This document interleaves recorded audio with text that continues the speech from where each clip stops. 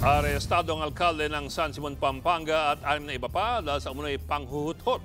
Humingi raw sila ng 80 million pesos mula sa isang kumpanyang magbubukas sana ng paggawa ng bakal. Nasa frontline na balitang yan si Dave Abuel. Meron kayong karapatang kumuha ng abogado. Hindi na nakagalaw pa sa pagkakaupo si San Simon, Pampanga Mayor Abundio Punsalan Jr. nang ma-entrap ng mga tauhan ng National Bureau of Investigation Intelligence Service sa isang restaurant sa Pampanga. Inireklamo ng isang kumpanya si Punsalan ng pangingikil ng 80 million pesos kapalit ng pagpayag na makapag-operate at makapag-manufacture ng bakal sa bayan.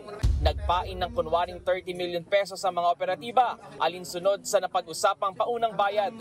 Sa aming pagsusurveillance, sa aming pagtatanong, case build-up, masama ang record ni Mayor.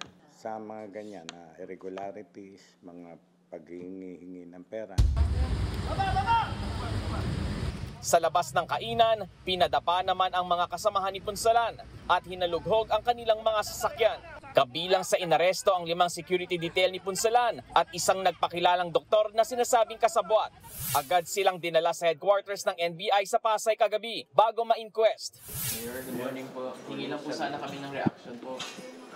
Sinubukan ng media na kunin ang panig ng alkalde pero tumanggi siyang magsalita. Yun ay in line pa rin sa panawagan ng ating presidente na hindi natin ito-tolerate ang mga corruption. Posibleng maharap ang alkalde sa reklamong robbery extortion in relation to Anti-Graft and Corrupt Practices Act. Nagbabalita mula sa Frontline, Dave Abuel, News 5. Mga kapatid, Ed Lingaw po, maging maalam at may pakialam sa mga napapanahong balita sa ating bansa.